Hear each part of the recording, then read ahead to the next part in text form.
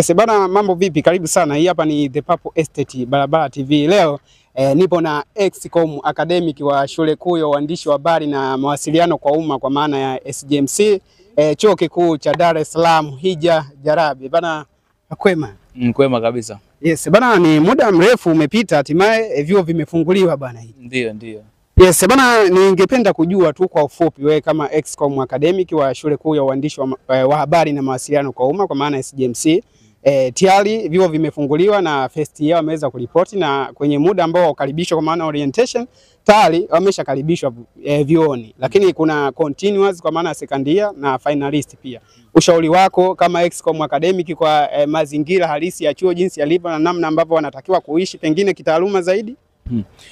Kwanza kabisa niweze kuwapongeza wale wote ambao wameweza kufanikiwa kujiunga na chuo kikuu cha Dar es Salaam, kwa maana wapo ambao wengi waliomba, lakini kutokana na mambo kadhaa ikasababisha kwamba wengine wasichaguliwe, wengine wakachaguliwa. Kwa wale ambao wamechaguliwa na wapongeza kwa kuchaguliwa, lakini pia niwatie moyo kwamba wamefika sehemu sahihi. Chuo kikuu cha Dar es Salaam ni chuo ambacho kina taswira nzuri kubwa kimataifa, duniani kote wanafahamu.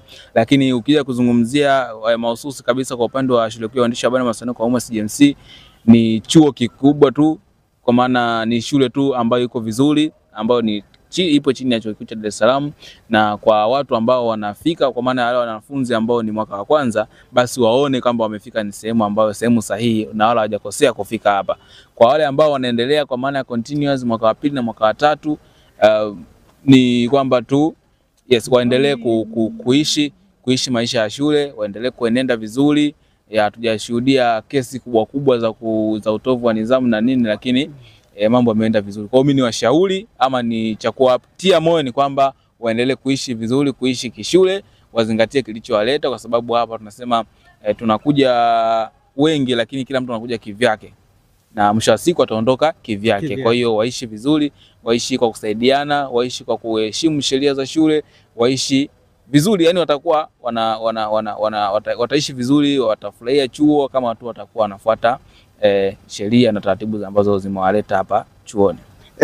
Hija Jarabi, huku ya walio wengi hasa wanafunzi wa first year wanapotoka shuleni wanaamini wakija huku tuseme wana malengo na wanatamani kufanya makubwa na kuwa waandishi wa habari wakubwa tu kama ambavyo wanaona wengine na kutamani kuwa kama wao, yani role model. Je, wewe kama Excom academic kwa taaluma ya hapa SJMC unahakikishia kwamba vifaa vya ujifunzaji huo na kutimiza malengo walionao vipo na watajifunza bila wasiwasi wote? Kimsingi ni kwamba tunasema SJMC ni nyumbani.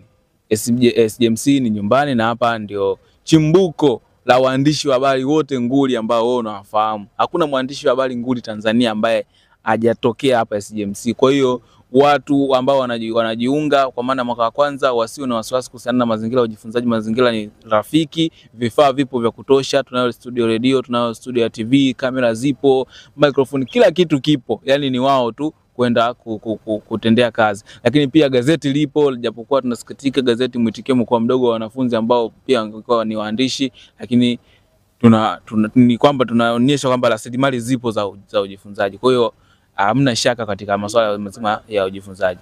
Yes, bana shukrani sana kwa haya machache, na hisi watakuwa wamepata mawili matatu ya kuhakikisha kwamba wao wanajisikia amani sasa na uhuru wa ujifunzaji wakiwa hapa shule kuu ya uandishi wa habari na mawasiliano kwa umma. Sawa, asante. Yes, bana hayo ni machache tu niliyopata kuzungumza naye Excom academic wa shule kuu ya uandishi wa habari na mawasiliano kwa umma. Mimi ni Kizazi Juaji pale Instagram, hii hapa ni Barabara TV. Usisahau kusubscribe pale mjini YouTube.